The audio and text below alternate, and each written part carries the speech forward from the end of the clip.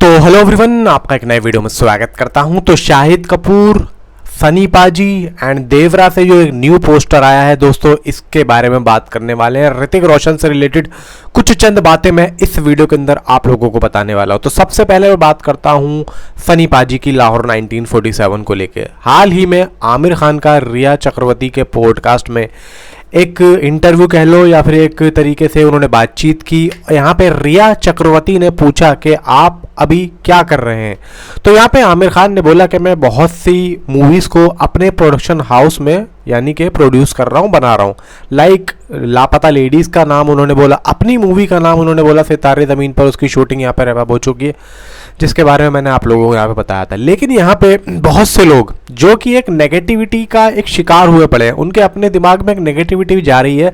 वो क्यों जा रही है? वो इसलिए जा रही है क्योंकि वो लोग अब ये सोच रहे हैं कि यार ये सनी पाजी के खिलाफ पूरी इंडस्ट्री हुई पड़ी है, पूरी इंडस्ट्री सनी पाजी के खिलाफ है और ये जो है किसी ना किसी तरीके से सनी पाजी को दोबारा से डुबाना चाहते हैं। तो भाई मैं उन लोगों से एक बात यहाँ पे कहना चाहता हूँ। सबसे पहले तो आप लोगों से ये बातें कह कौन रहा है, कौन कह रहा है, कौन ये बात आप लोगों के दिमाग में डाल रहा है कि प्रोडक्शन हाउस वाले सनी पाजी के साथ में काम कर रहे हैं और बाद में वो उनकी मूवी को रिलीज नहीं कर रहे, इससे सनी पाजी की वैल्यू डाउन हो रही। कौन कह रहा है ये बात? मुझे बताओ जरा। आप मुझे ये बताओ कि जो मूवी में पैसा लग रहा है 100 करोड़ 200 करोड़, भाई वो क्या चुराया हुआ पैसा है या फिर कोई हराम का पैसा, या फिर कोई उनके पास चिराग है, एक जिन है जो घिसा और जिन ने बोल दिया 100 करोड़ 200 करोड़ दे, मैं जो है यहाँ पे एक फिल्म बनाऊंगा और ऐसे ऐसे उस एक्टर को जो है गिराऊंगा। किसने कह दिया ये? कहाँ से आते हैं ऐसे लोग और कौन ऐसी बातें करता है? भाई देखो ऐसा है, अनफॉर्चुनेटली गदर 2 के बाद में ऐसा सीन बन गया कि किसी को पता नहीं था कि पाजी एक इतना बड़ा यहाँ पे स्टारडम दोबारा से क्रिएट कर लेंगे, दोबारा से उनका जो है एक तरीके से स्टारडम उठ जाएगा। किसी को नहीं पता था, इनफैक्ट सनी पाजी को भी नहीं पता था। तो यहाँ पे कुछ हल्की, मैं बाप मूवी की बात करूं, सफर मूवी की बात करूं, तो जिस तरीके से पब्लिक यहाँ पे पसंद करना चाहती है उनकी मूवीज को, उस तरीके से वो उस लेवल पे नहीं बन पाई। सफर और बाप चलो थोड़ा बहुत मैं मान सकता हूँ एक्शन है, लेकिन सफर में नहीं है।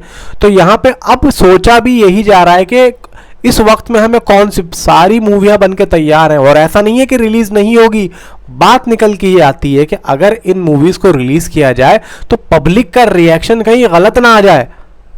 समझ के चलो, मूवियां सब अपने तरीके से सही हैं और रिलीज होंगी, पर डर एक बना हुआ है क्योंकि पब्लिक एक तरीके से पाजी को एक्शन एक्टर यानी कि एक एक्शन के रूप में एक्शन देखना चाहती है, एक बड़ा एक्शन जिस तरीके से गदर 2 में था।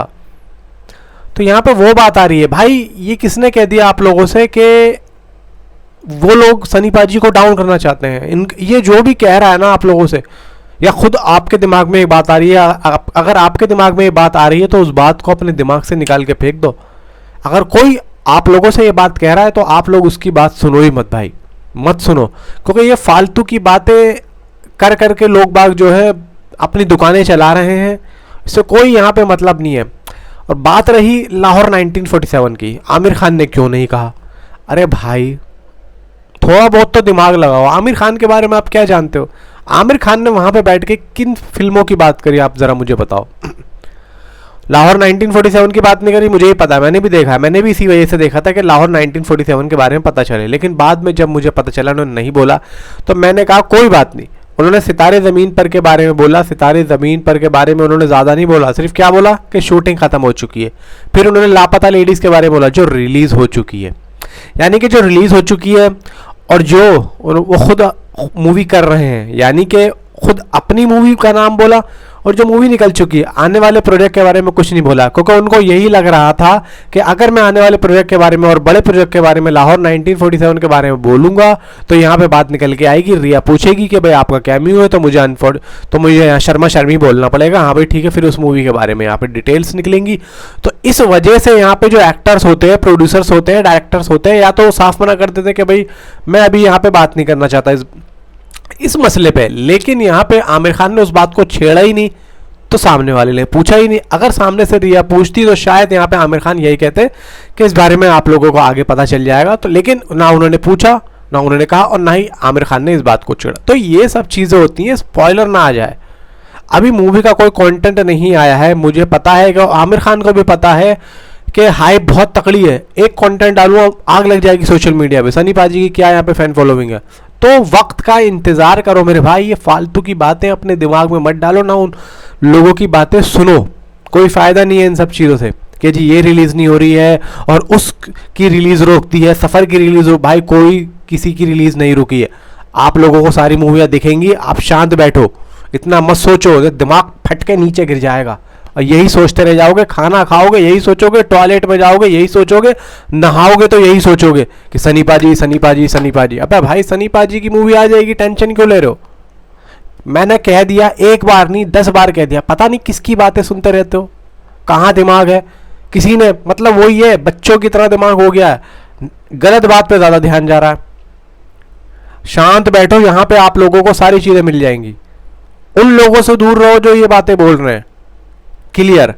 बात करते हैं शाहिद कपूर की। देखो शाहिद कपूर की अभी जो एक मूवी अनाउंस हुई है, Vishal Bhardwaj and production house है साजिद नाडियाड वाला, तो यहाँ पे एक एक्शन मूवी है, काफ़ी बड़ी मूवी है और Vishal Bhardwaj I think so तीसरी बार शाहिद कपूर के साथ में काम करने वाले हैं और शाहिद कपूर और विशाल भारद्वाज की जोड़ी बहुत लाजवाब रहती है। अब यहाँ पे मेरे पास 3-4 दिन पहले मैसेज आया था एक भाई का कि भाई मुझे ये बताओ कि विशाल भारद्वाज के साथ में एक कार्तिक आर्यन भी मूवी कर रहे थे हुसैन उस्तारा के नाम से, वो आई थिंक सो एक डॉन की ज़िंदगी पे आधारित है जिसको प्रोड्यूस कर रहे हैं साजिद नाडियाड वाला। अब यहाँ पे उस मूवी के बारे में कार्तिक और विशाल भारद्वाज जी के बारे में कोई भी यहाँ पे अपडेट नहीं आई, सीधा लेके शाहिद कपूर के पे आई। तो उसका मैसेज आया कि भाई क्या ऐसा है कि वो मूवी पोस्टपोन हो गई है या फिर मूवी ख़त्म हो गई है या फिर कार्तिक आर्यन उस मूवी से निकल चुके हैं या शाहिद कपूर आ चुके हैं। तो मैंने इस बारे में देखा, मैंने यहाँ पे अभी मैं सर्च ही कर रहा था, तो यहाँ पर बात निकल के आती है कि कार्तिक आर्यन के साथ में उस प्रोजेक्ट पे कोई डेवलपमेंट नहीं दिख रहा था, मतलब कोई डेवलपमेंट नहीं हो रहा था, ना ही कुछ आगे बढ़ रहा था वो प्रोजेक्ट। तो यहाँ पे मे बी चांसेस है कि वही मूवी, मुझे भी लग रही है कि जिस तरीके से ये बताया जा रहा है कि डेवलपमेंट नहीं हुआ आगे, तो कार्तिक को आउट कर दिया हो, तो यहाँ पे शाहिद कपूर को यहाँ पे डन कर दिया, क्योंकि डॉन के ऊपर ये मूवी बन रही है। आई थिंक सो जैसे कि दाऊद इब्राहिम जैसे डॉन के ऊपर इस तरीके से कोई बड़ा डॉन है तो इसके ऊपर, एंड हुसैन उस्तारा करके इस प्रोजेक्ट का जो है आई थिंक सो एक बायोग्राफी मुझे लग रही है। इस मूवी के बारे में खैर इतना ज़्यादा डिटेल नहीं पता, लेकिन जब मैंने कार्तिक आर्यन के नाम से इसको सर्च करा तो यही बात निकल के आती है। एंड कोई डेवलपमेंट नहीं था, तो आई थिंक सो मुझे ऐसा लगता है कि साजिद नाडियाड वाला एंड विशाल भारद्वाज साहब ने कार्तिक को आउट कर दिया, ऐसा अभी मुझे लग रहा है, क्योंकि ऐसी अभी ऑफिशियली अनाउंसमेंट नहीं आई। क्योंकि देखो यहाँ पे आउट करने के लिए ऑफिशियल अनाउंसमेंट नहीं आती है, इन करने के लिए आती है। तो क्लियर है, जिनको उस बारे में पता होगा उनको यहाँ पे पता चल गया होगा कि भाई पहले कार्तिक आर्यन थे इस प्रोजेक्ट में, लेकिन अब शाहिद कपूर हो चुके हैं, तो ये क्लियर है।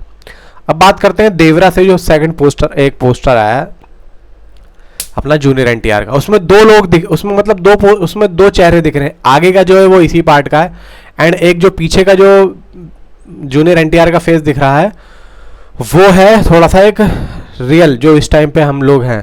तो मुझे लगता है कि वो सेकंड पार्ट का सीन हो सकता है जो होगा, यानी कि पिछला सीन दिखाया जाएगा जो कि रियल लाइफ होगी।